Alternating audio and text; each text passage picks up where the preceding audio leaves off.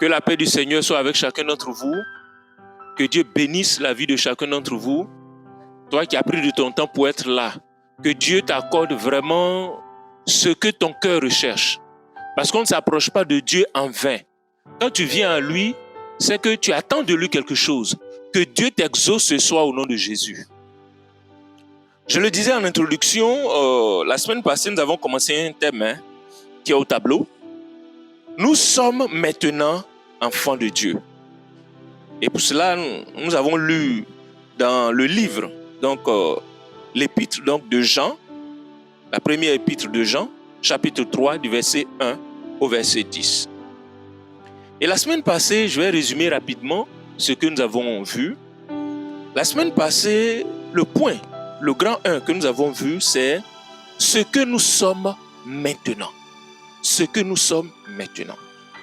Voyez dans 1 Jean 3, à partir du verset 1, Jean nous dit, voyez vous-même, voyez quel amour le Père nous a témoigné.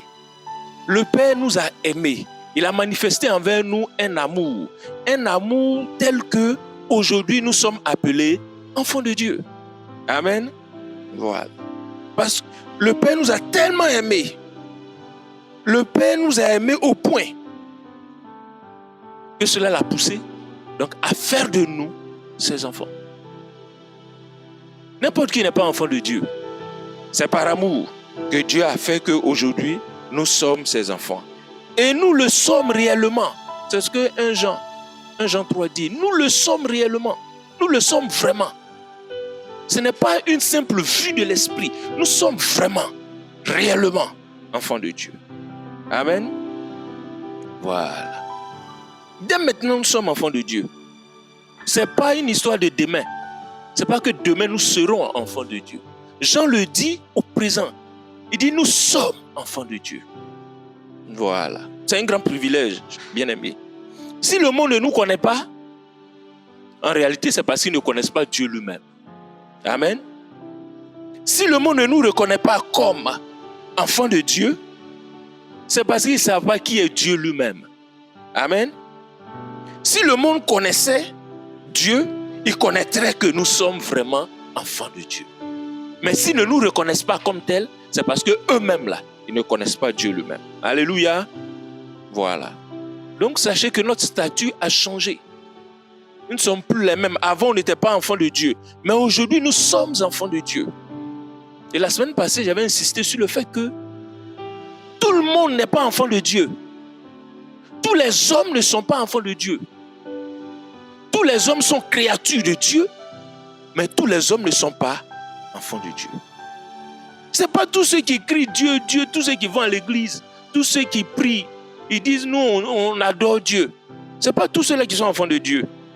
Les seuls qui sont appelés enfants de Dieu, c'est ceux qui ont reçu Jésus-Christ et qui croient en son nom. Parce que c'est la foi en Jésus qui fait de nous enfants de Dieu.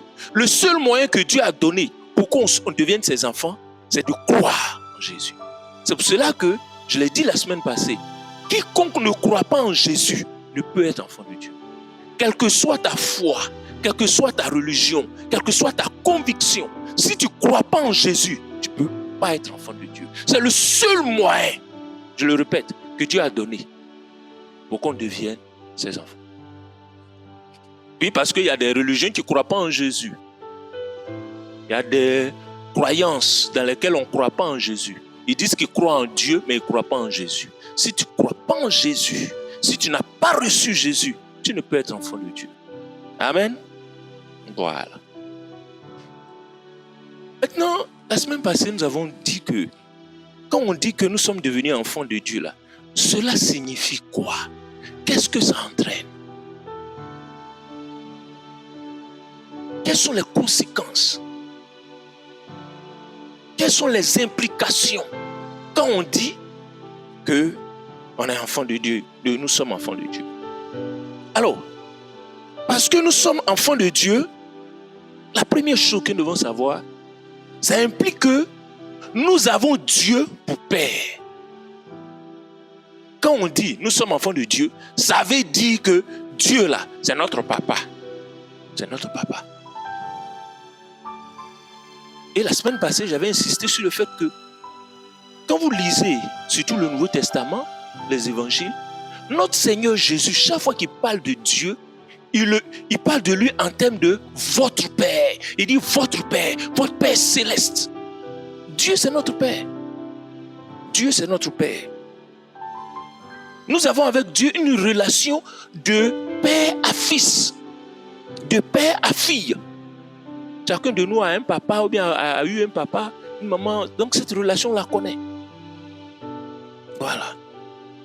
Nous avons avec Dieu un lien particulier, un lien intime, une relation d'affection. Nous sommes de vrais enfants de Dieu. Et Dieu lui-même le reconnaît comme tel. Nous ne sommes pas des enfants illégitimes. Nous sommes enfants de Dieu. Et nous avons le privilège d'appeler Dieu Père. Il y a une expression qui revient souvent dans la Bible. On dit Abba. Abba. Nous, en tant qu'enfants de Dieu, on a ce privilège d'appeler Dieu Papa. Abba. Pour vous qui êtes des pères, vous avez vos enfants, quand ils disent Papa, vous savez, il y a quelque chose dedans. Il y a quelque chose dedans. Papa. Abba. Nous avons ce privilège-là. Donc c'est la première chose. Parce que nous sommes enfants de Dieu, nous avons Dieu pour Père. Dieu est notre Père, c'est notre Papa, c'est notre Abba. Amen. Deuxièmement, parce que nous sommes enfants de Dieu, nous sommes nés de Dieu. Ah oui, ça c'est un fait très important. Dans Jean 1, verset 13, Jean 12 et 13, il le dit. Il dit lesquels sont nés. C'est ce que dans Jean 3, le Seigneur, quand il parlait à Nicodème, il a appelé ça naître de nouveau. La nouvelle naissance. Naître d'en haut, naître du ciel. C'est vrai qu'à notre première naissance, nous sommes nés de la terre. Mais désormais, nous sommes nés du ciel. Nous sommes nés du ciel. Donc parce que nous avons Dieu pour Père, nous sommes nés de Dieu. Nous sommes nés de lui. Troisièmement, non, je crois que c'est toujours dans la même pensée. Parce que nous sommes donc enfants de Dieu. J'ai dit tout à l'heure que nous sommes nés de Dieu. Ça veut dire également que nous sommes participants de la nature de Dieu. Dans 2 Pierre 1,4 le dit clairement. Nous participons à la nature de Dieu. Nous avons en nous la nature même de Dieu. Nous avons la même nature que Dieu. Nous avons en nous la vie de Dieu. Ce que la Bible appelle la vie éternelle. Tout ça, ce sont des implications quand on dit que nous sommes enfants de Dieu. Nous avons la même nature que Dieu. La Bible dit que Dieu est esprit. Mes frères, je vous ai dit la dernière fois, nous sommes des hommes esprits aujourd'hui. Ouais. Puisque nous avons la même nature que Dieu. Dieu est esprit. Nous aussi, nous sommes esprits. Nous sommes des hommes esprits, des hommes spirituels. Nous ne sommes pas des hommes charnels. C'est pour cela que la Bible dit que nous ne devons plus vivre selon la chair. Parce que nous sommes des hommes spirituels, nés de la même nature que Dieu. Alléluia. Voilà. Nous avons en nous la vie de Dieu. C'est des choses merveilleuses, c'est des choses que nous devons savoir. Et c'est ce que ça implique quand on dit nous sommes enfants de Dieu.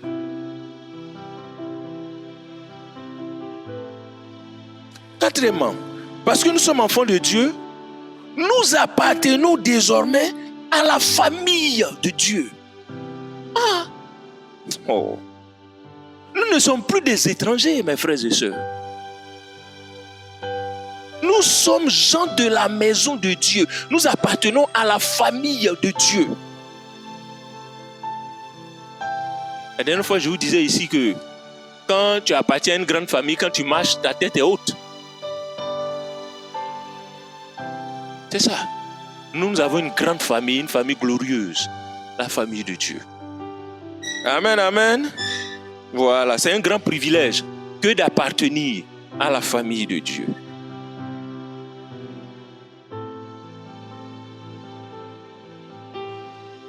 Parce que nous sommes enfants de Dieu, il y a une autre implication. nous sommes héritiers de Dieu et co-héritiers avec Christ. Quand la Bible dit que nous sommes enfants de Dieu, ça implique que nous héritons de Dieu. Nous ne sommes plus esclaves dans la maison de Dieu, comme Moïse l'était. Nous sommes fils de la maison, comme Christ. Nous sommes donc héritiers de Dieu. C'est-à-dire que les biens de Dieu, là, nous appartiennent. Nous héritons des biens de Dieu. Alléluia. Voilà. Nous ne sommes pas des employés, des mercenaires dans la maison de Dieu. Nous sommes des fils, des héritiers. C'est ce que dans la parabole du fils prodigue, c'est ce que le deuxième fils n'avait pas compris.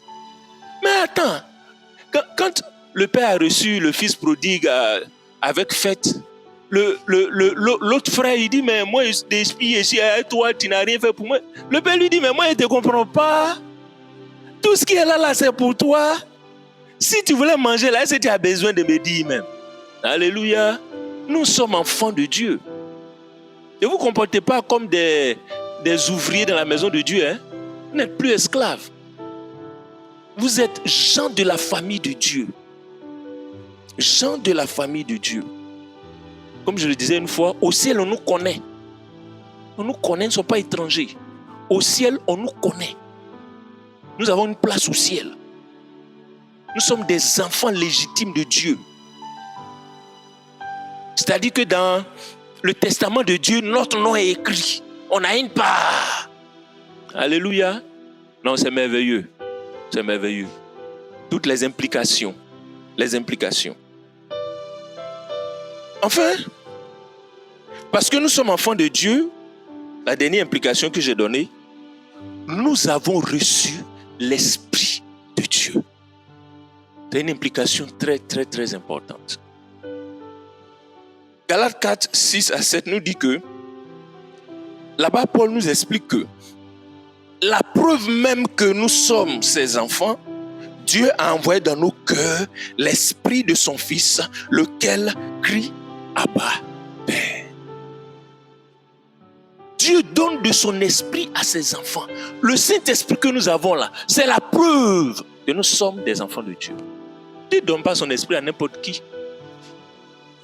Alléluia. Voilà.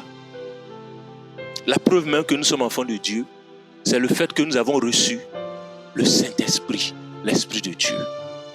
Amen, amen. Dans Romains 8, 14 à 16, il est écrit que l'Esprit lui-même rend témoignage à notre esprit que nous sommes enfants de Dieu. Que le Saint-Esprit nous convainc que nous sommes les enfants de Dieu. Le Saint-Esprit nous convainc de ce fait-là. Amen, amen. Voilà, c'est ça. Éphésiens 1, 13 à 14. Parce que nous sommes enfants de Dieu, donc Dieu va nous marquer du sceau de son esprit. Le Saint-Esprit qu'on a reçu, c'est comme un sceau, c'est comme une marque, c'est comme une empreinte de Dieu. Le Saint-Esprit en nous, c'est la marque de Dieu dans la vie de l'enfant de Dieu. C'est le Saint-Esprit qui prouve. C'est pour cela que Paul a dit, il nous convainc. Toi-même, tu es convaincu que tu es un enfant de Dieu. Tu n'es pas un enfant sans père, un enfant illégitime.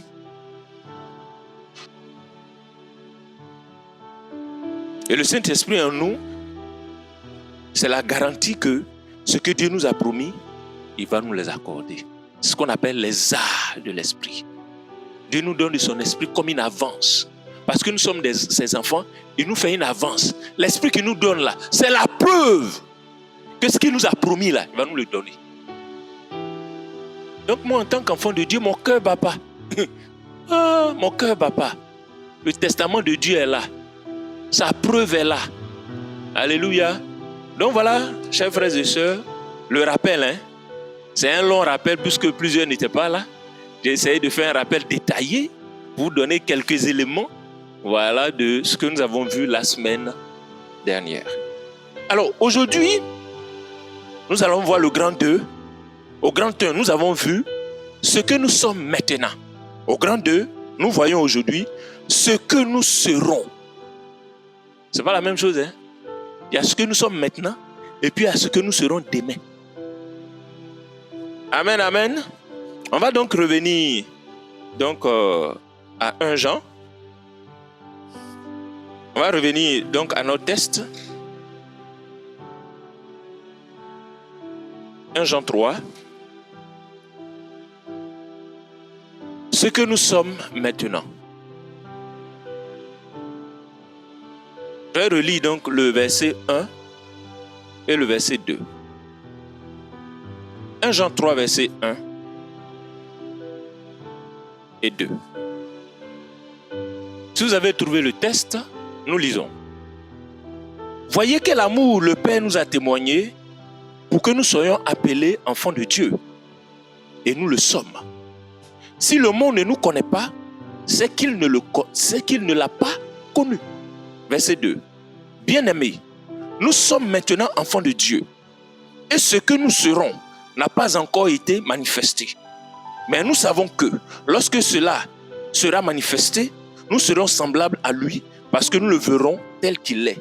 Amen. Donc c'est le verset 2 là qui va nous intéresser pour ce soir. Donc ce que nous serons.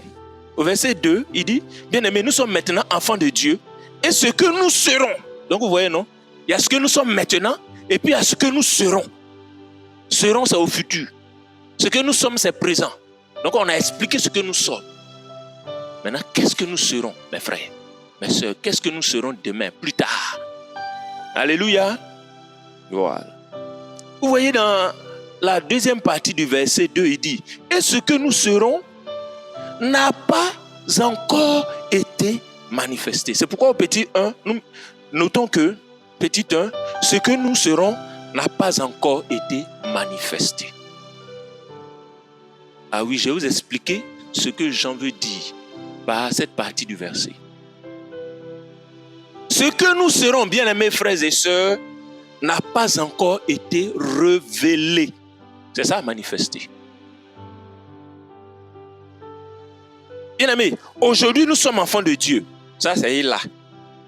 Mais ce que nous allons devenir demain, ce que nous allons être plus tard, n'a pas encore été rendu visible. C'est ça, pas encore manifesté. Cela n'est pas encore paru. Ça n'a pas encore apparu. Ce que nous allons devenir demain n'a pas encore été rendu visible. Cela n'est pas encore connu. C'est ça, quand Jean dit, cela n'a pas encore été manifesté. Ce que nous serons reste encore caché et inconnu. Ça reste un mystère, mes frères et sœurs. Suivez-moi bien, hein? C'est très important, la deuxième partie que nous sommes en train de voir. Ce que nous serons demain reste aujourd'hui un mystère.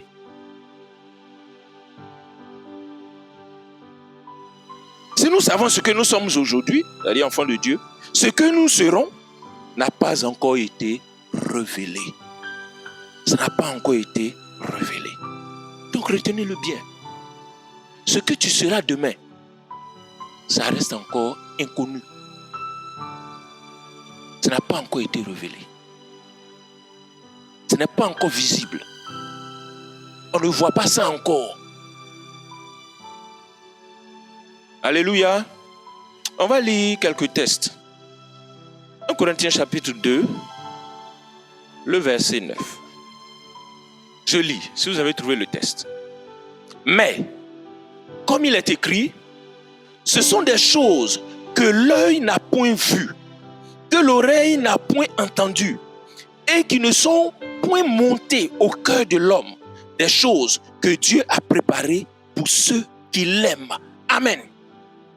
Non, ce verset-là me plaît. Hein? Je voudrais qu'on le relise encore. Sois attentif, sois attentif. 1 Corinthiens chapitre 2, verset 9. Il dit, Paul dit, mais, comme il est écrit, ce sont des choses que l'œil n'a point vues, que l'oreille n'a point entendues, qui ne sont point montées au cœur de l'homme, des choses que Dieu a préparées pour ceux qui l'aiment. Amen. C'est merveilleux ça, c'est merveilleux. Mes frères, mes sœurs, Ce que nous serons là, l'œil n'a pas encore vu ça. Je pensais que tu allais dire Amen. Hein?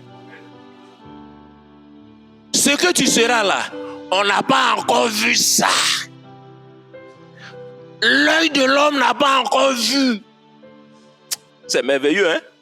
Non, quand il pense déjà à ça, je frissonne. Ah! Oh.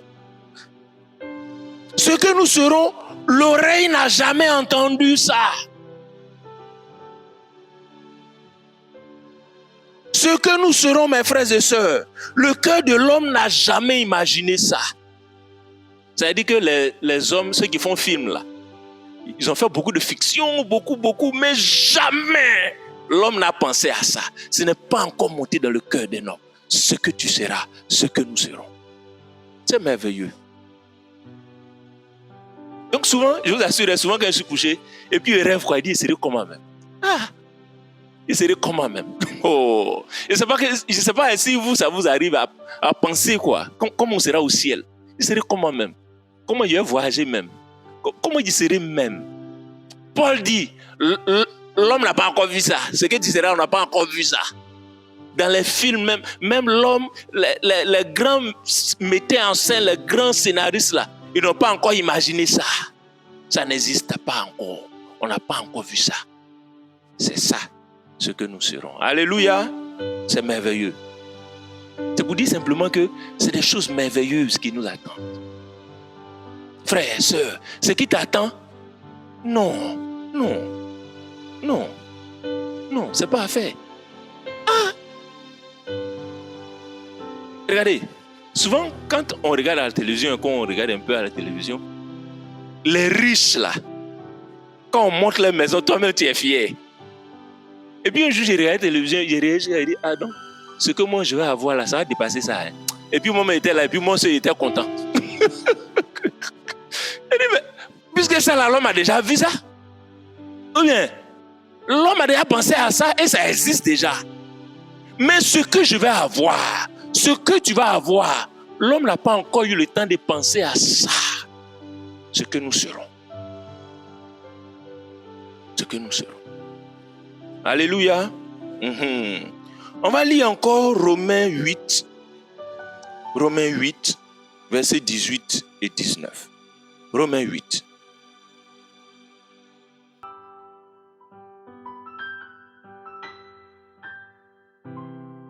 Alors, c'est un test merveilleux, hein? On va le lire doucement.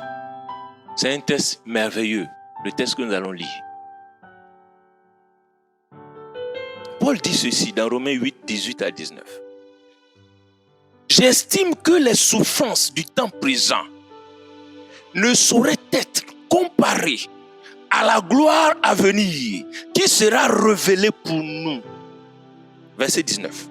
Aussi, la création attend-elle avec un ardent désir la révélation des fils de Dieu. Amen. Oh, ton Amen me glace là. Amen.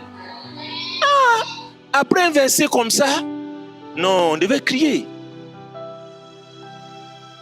Paul dit, il n'y a pas commune mesure entre les souffrances que tu as aujourd'hui et la gloire que Dieu te réserve. Il dit, on ne peut pas comparer les petites souffrances que tu as aujourd'hui là à la gloire que Dieu a mis de côté pour toi. Est-ce que tu me suis? Frères et sœurs, il y a une grande gloire qui sera révélée pour nous. C'est ce que ce verset-là dit. Il dit, où est ça? J'estime que les souffrances des temps présents ne sauraient comparer à la gloire à venir. À la gloire à venir. Donc il y a une gloire qui pour l'instant est encore cachée. Parce qu'elle n'a pas encore été révélée. Cette gloire-là qui sera révélée pour nous, en nous. C'est pour cela qu'au verset 19, il dit aussi, la création attend-elle avec un ardent désir la révélation des fils de Dieu. Actuellement, frères et sœurs, les fils de Dieu ne sont pas encore révélés. à partir du verset 19, c'est ça, non? Actuellement, les fils de Dieu sont comment? Ils ne sont pas révélés. Ils sont encore cachés. Ils sont inconnus. Ici, il dit, la nature même attend. La création attend la révélation des fils de Dieu. Donc, ça veut dire que les fils de Dieu ne sont pas encore révélés. Donc, ils sont encore cachés. Ils sont inconnus. Ils sont dans l'anonymat. Ça. C'est pour cela que la création entière attend donc avec impatience le moment où Dieu va révéler ses enfants. La création tout entière attend le moment où Dieu va faire connaître ses enfants. Pour l'instant, ils sont cachés. Il y a un temps où Dieu va les manifester. Il va les faire connaître.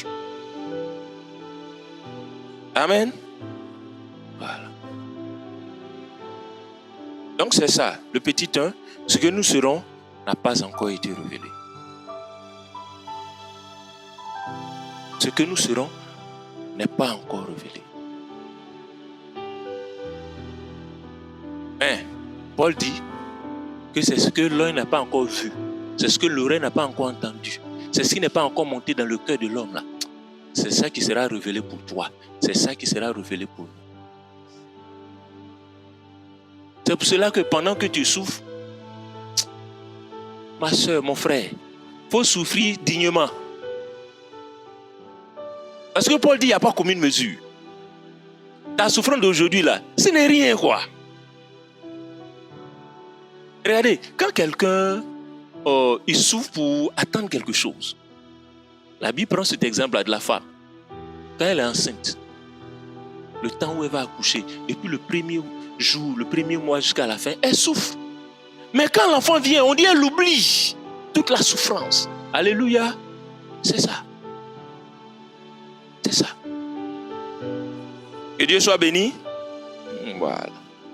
Donc ce que nous serons n'a pas encore été révélé. C'est le petit 1. Petit 2. La question qu'on peut me poser donc, mais quand? C'est ça.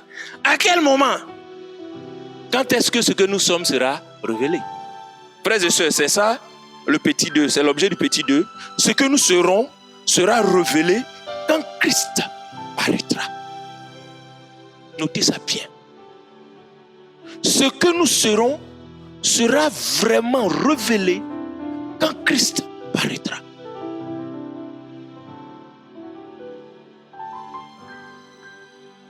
Pour cela, on va lire un texte. Un texte où Paul le dit clairement. Colossiens 3, versets 3 et 4. Colossiens 3, 3 et 4.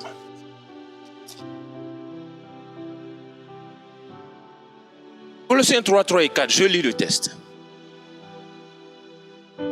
Car vous êtes morts et votre vie est cachée avec Christ en Dieu. Quand Christ, votre vie, paraîtra, alors vous paraîtrez aussi avec lui dans la gloire. Amen. Présentement, actuellement, notre vie est cachée.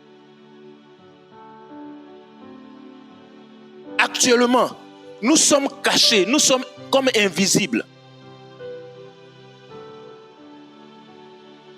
Actuellement, nous sommes inconnus, nous sommes sans importance. C'est ce que la première partie du verset 3 dit. Il dit, car vous êtes morts et votre vie est cachée. L'enfant de Dieu aujourd'hui est caché. Sa vie est cachée. Au verset 4, il dit, quand Christ,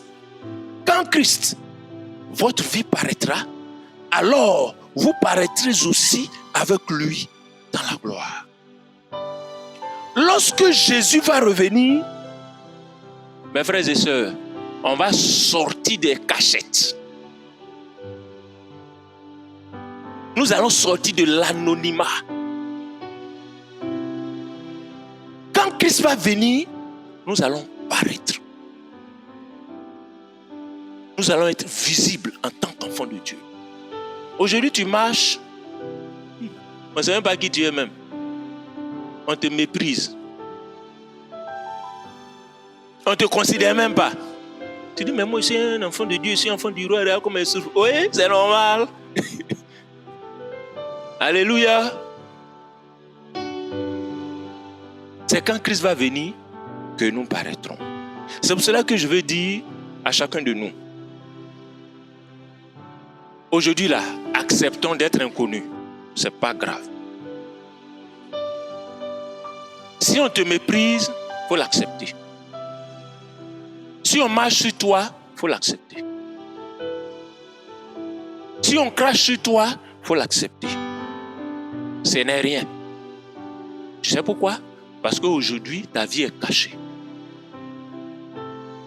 Ta vie est cachée. C'est vrai que Dieu peut nous faire monter dans des gloires, il peut nous faire connaître dans certaines choses que nous faisons, que nous entreprenons. Mais pour ce qui est de là, de paraître, actuellement, notre vie est cachée. Le temps vient où tous ceux qui t'ont méprisé, ceux qui ont marché sur toi, viendront se mettre à tes pieds. Le temps vient. Et ce temps, c'est quand Christ paraîtra.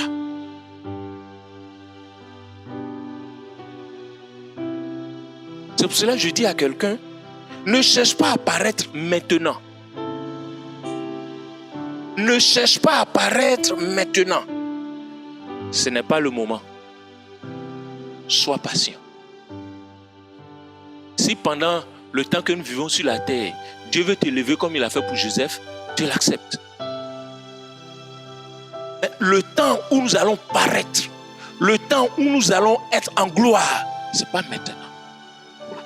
C'est pour cela que nous ne prêchons pas comme les autres le règne maintenant. Nous, on ne règne pas maintenant. Actuellement, c'est le règne des ténèbres. Le temps vient où nous allons être révélés. La révélation des fils de Dieu se fera quand Christ va venir. On va reconnaître qui nous sommes. C'est ce jour-là, ils vont dire, ah, mais celui-là qui a méprisé, ah. Tout à l'heure, on va lire l'histoire de Lazare. Ah, mais celui-là qui je vais mettre, oui. Pour l'instant, on est dans un désert. Si Dieu nous accorde d'avoir des temps de oasis, on les prend. Mais ne cherchons pas à apparaître maintenant. Actuellement, les fils de Dieu sont cachés. Les fils de Dieu sont cachés. Quand Christ viendra, ils paraîtront. Paul dit, il dit quand Christ, votre vie paraîtra. Donc ici, il parle de quand il va venir. Il dit alors, vous paraîtrez aussi avec lui, mais comment? Dans la gloire. C'est là que ta gloire va apparaître. C'est là que ce que tu es en tant qu'enfant de Dieu, c'est là qu'on va voir. Alléluia. Ah oui. Donc c'était ça, le petit 2. Ce que nous serons sera révélé quand Christ paraîtra.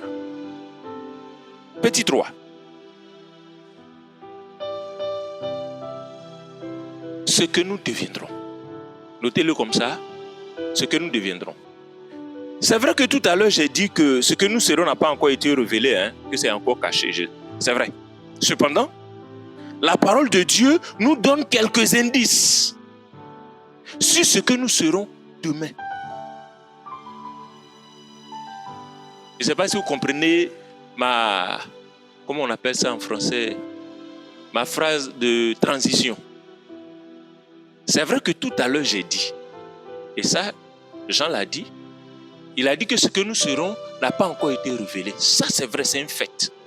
Mais dans la parole de Dieu, Dieu lui-même nous donne quelques indices de ce que nous serons plus tard, de ce que nous allons devenir. Donc je voudrais, voilà.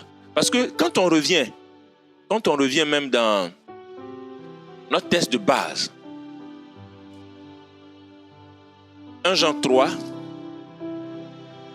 il dit quoi? Il dit ce que nous serons n'a pas encore été révélé. Mais, vous voyez non, il met un mais. Mais, nous savons que lorsqu'il sera manifesté, nous serons semblables à lui. Parce que nous le verrons tel qu'il est. Amen.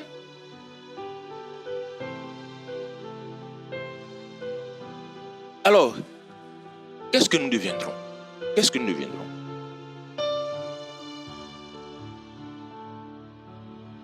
Ici, dans le texte de 1 Jean 3, Jean nous dit que nous serons semblables à Jésus. Nous serons semblables à Jésus. Dans Colossiens 3, 3 à 4 que nous avons lu tout à l'heure, il dit, mais quand Christ paraîtra, vous paraîtrez aussi avec lui dans la gloire. Nous serons comme lui. Nous serons comme Jésus.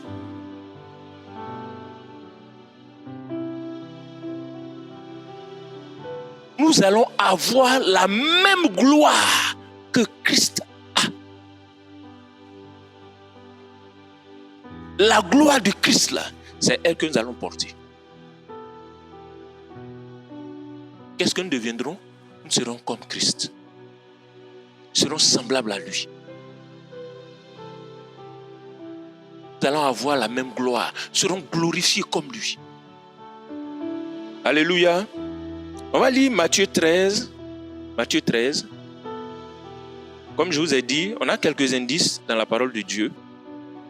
Quelques éléments qui, même si tout n'est pas révélé, mais qui nous donnent quelques pistes quand même. Matthieu 13, à partir du verset 41. 41 à 43.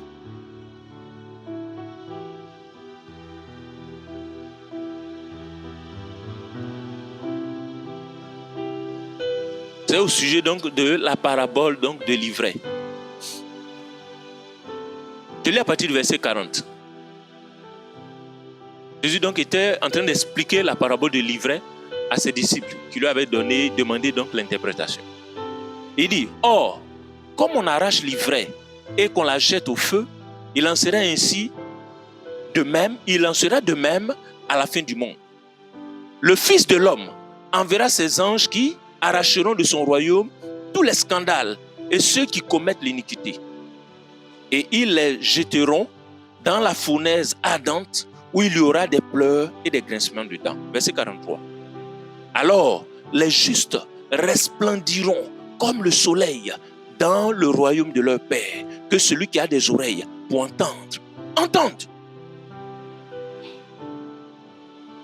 Comment est-ce que nous serons, mes frères? On va briller comme le soleil. Quand Jean a eu la révélation de Jésus à Patmos, sur l'île de Patmos, il dit son visage était comme le soleil à son midi. Il dit quand il a vu ça, il est tombé. Mes frères, mes soeurs, quand Jésus va venir là, on va briller comme le soleil. Il y en a qui disent, oh, ancien, tu exagères.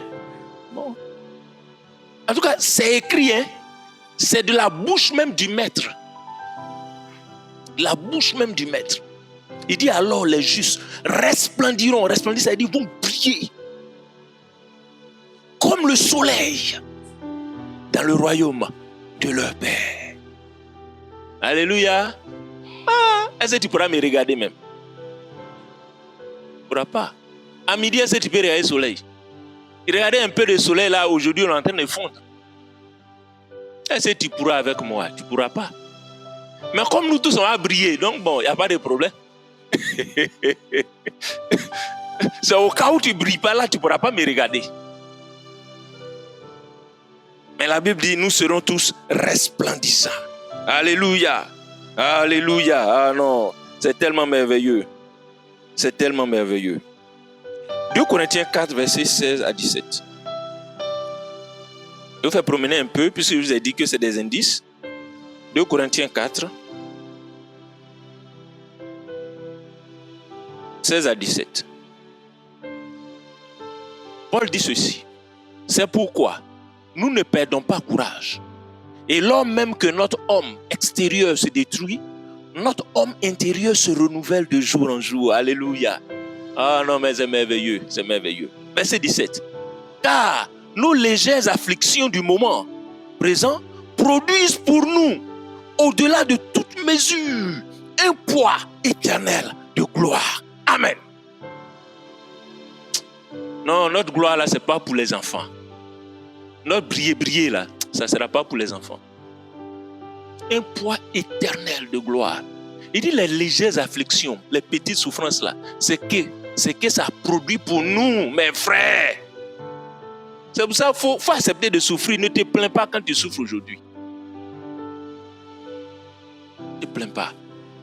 Parce que la petite souffrance que tu vis là, ce que ça produit pour toi, Paul dit, poids éternel de gloire. Poids éternel de gloire. Tu ne peux pas. Et c'est ça que tu veux perdre à cause d'un peu de souffrance. Il faut accepter de souffrir. Un élève étudie pour avoir un diplôme et un examen. Pendant qu'il étudie, il souffre. Mais quand il pense à l'examen, quand il pense au diplôme qu'il va avoir, souffrance là devient petit. Non. Hey. Tu casses même ta tête pour étudier. Tu casses, tu ne dors pas. Tout ça à cause de quoi? À cause d'un petit papier, un parchemin. Si on peut faire ça pour un parchemin, pour un petit concours, à plus forte raison les choses de Dieu. Paul parle d'un poids éternel de gloire. Non, il faut accepter la petite souffrance. Il dit les légères. Ouais, non? Ouais, l'expression de Paul. Oh, il dit, oh, où est ça même? Il dit nos légères afflictions du moment présent. Et Paul n'a pas tort de le dire. Parce qu'en comparaison, les petites souffrances, les souffrances que nous avons là, c'est trop léger. En comparaison au poids éternel de gloire. Il dit nos légères afflictions du moment présent, ce n'est rien. Ce n'est rien, c'est de léger, c'est rien. Alléluia. Voilà. Donc nous serons semblables à lui dans la même gloire que lui. Dans la même gloire que lui. De toute façon, Christ est, c'est comme ça que nous serons. La gloire que Dieu lui a donnée là, c'est la même gloire que nous avons. On va briller comme le soleil dans le royaume de notre Dieu. C'est ce jour-là, les païens, ils ne vont pas nous reconnaître. Ils ne vont pas nous reconnaître. C'est vrai, ils vont nous reconnaître. Ils vont dire, mais oui, c'est lui. Oui, mais c'est plus lui. C'est plus lui. Alléluia. Donc nous serons également semblables à Christ dans le même corps que lui. Oh, ce texte-là m'a tellement plu. Nous serons le même corps que lui. Ah oui. Non seulement on aura la même gloire, mais on aura le même corps que lui. On va lire 1 Corinthiens 15. 1 Corinthiens 15. On n'a pas le temps de lire tout le chapitre, mais on va lire quelques portions, peut-être. On va lire à partir du verset 40. 40.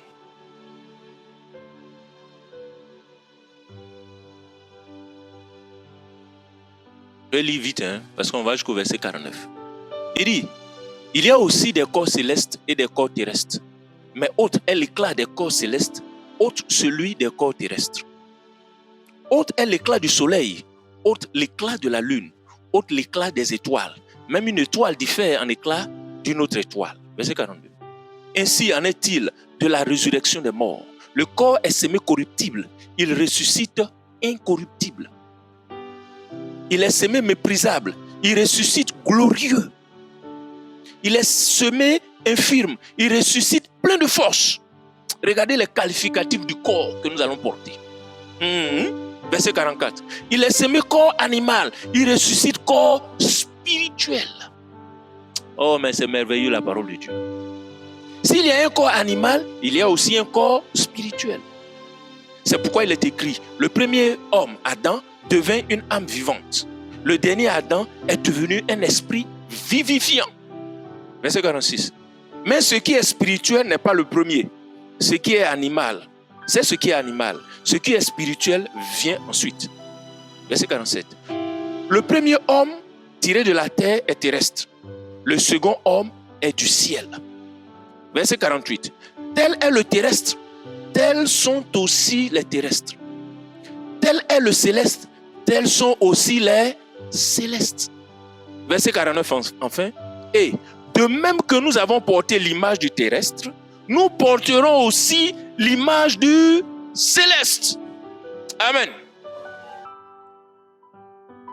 Le corps que Christ avait quand il est ressuscité là, ce corps glorieux, ce corps où si Christ veut rentrer ici tout de suite, il n'a pas besoin de faire quoi. Il passe et puis il a arrêté là. Alléluia.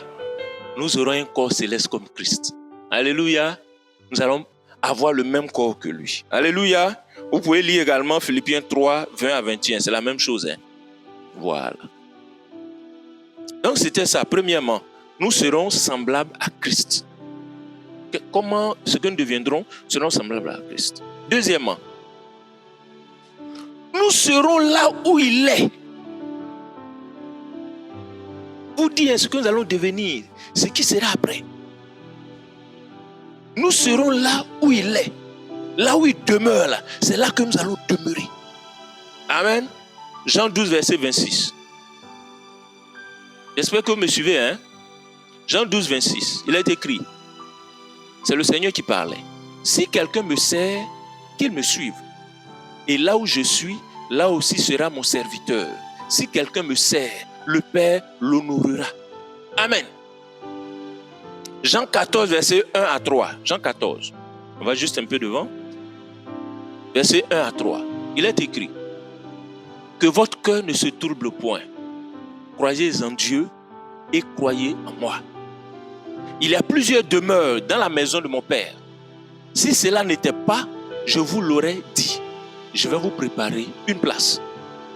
Et lorsque je m'en serai allé et que je vous aurai préparé une place, je reviendrai et je vous prendrai avec moi, afin que là où je suis, vous y soyez aussi. Amen. Donc quand Christ va venir là, il va nous prendre et puis là où il est là, c'est là-bas où on sera, mes frères. Non, ça là, il n'y a pas de débat sur ça. Le verset s'explique, il n'y a pas d'explication, il n'y a pas d'interprétation.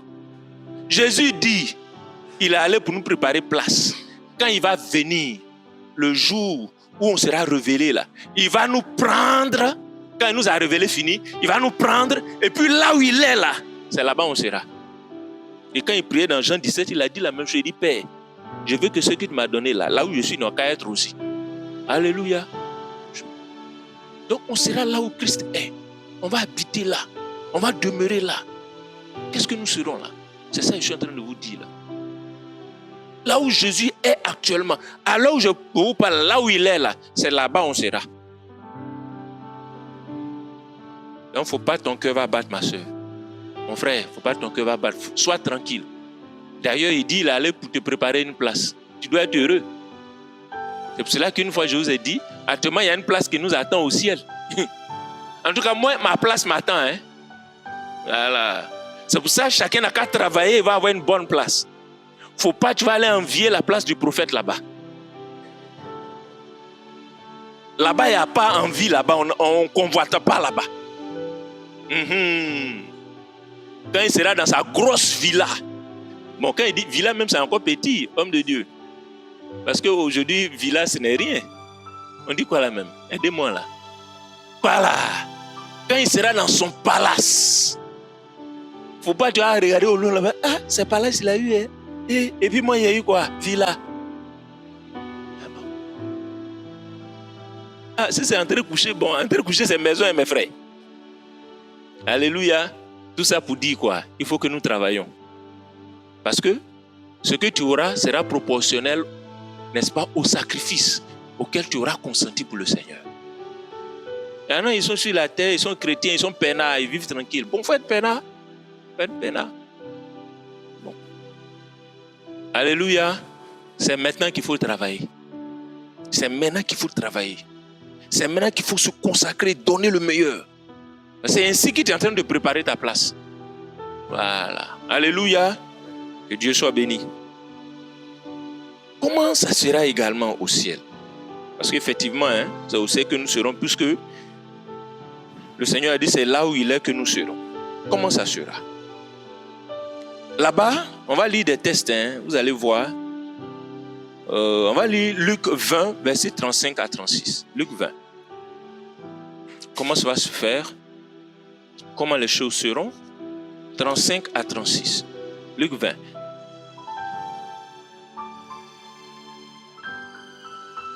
Je peux lire au verset 34 pour voir un peu le contexte. Jésus leur répondit, les enfants de ce siècle prennent des femmes et des maris. Mais ceux qui seront trouvés dignes d'avoir part au siècle à venir et à la résurrection des morts ne prendront ni femme ni mari. Verset 36. Car ils ne mourront plus, parce qu'ils seront semblables aux anges et qu'ils seront fils de Dieu, étant fils de la résurrection.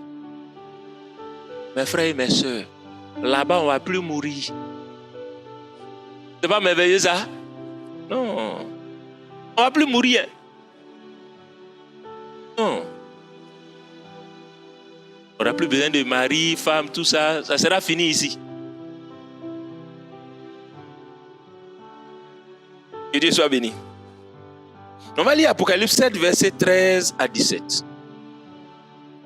Apocalypse 7, 13 à 17.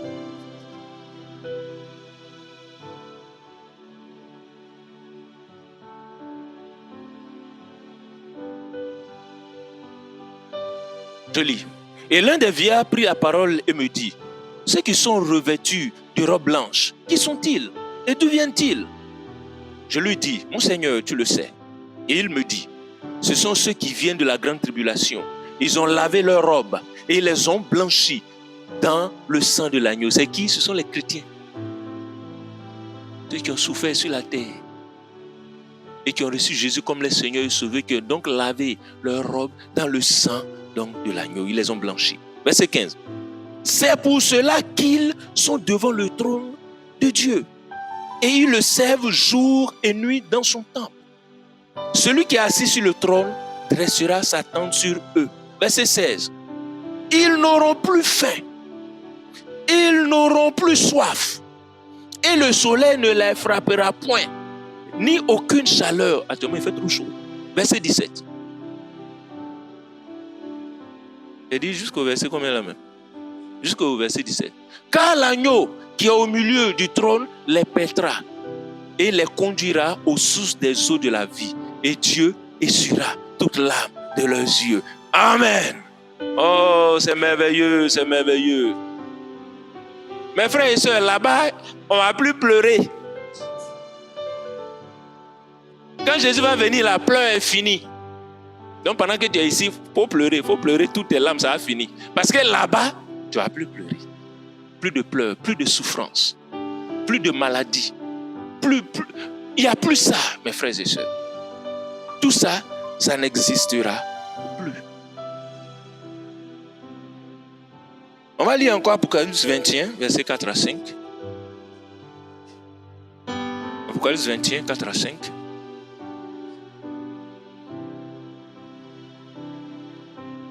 Et un peu pareil à Apocalypse 7 qu'on vient de lire. Il essuiera toute larme de leurs yeux et la mort ne sera plus. Il n'y aura plus ni deuil, ni cri, ni douleur, car les premières choses ont disparu. Et celui qui était assis sur le trône dit, voici, je fais toutes choses nouvelles. Et il dit, écris, car ces paroles sont certaines et véritables. Amen. Mes frères et sœurs, quand Christ va venir, comment on sera?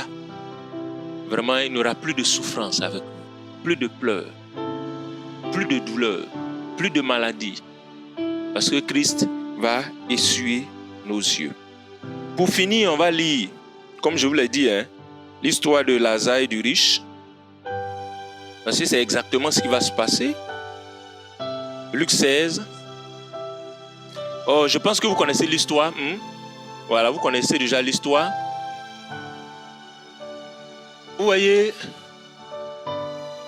ce que le père Abraham a dit aux riches quand il a vu Lazare. Lazare qu'il connaissait. Lazare qui était toujours devant sa maison en train de mendier du pain.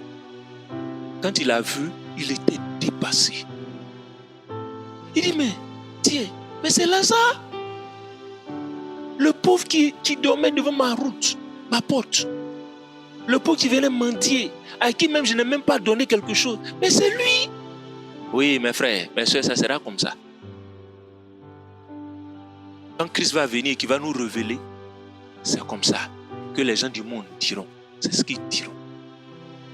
C'est pour cela que, comme je l'ai dit déjà, vraiment que chacun de nous tienne bon.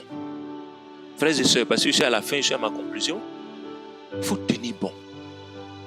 Ce que Dieu te réserve, ce qui t'attend, ce que nous serons, ce n'est pas pour les enfants. C'est des choses que l'homme n'a jamais vues. C'est des choses merveilleuses. C'est dans un paradis que tu seras, que nous serons. Que chacun de nous donc garde en lui cette espérance de ce que nous serons. Il faut garder ça en toi. Ne te laisse pas décourager. Il ne faut pas te laisser distraire. Il ne faut pas que quelque chose te fasse perdre ce que tu seras. Parce que ce que Dieu te réserve, la gloire que Dieu te réserve, elle est trop grande. Alléluia. C'est sur ces quelques mots-là que je vais m'arrêter. Que Dieu vous bénisse.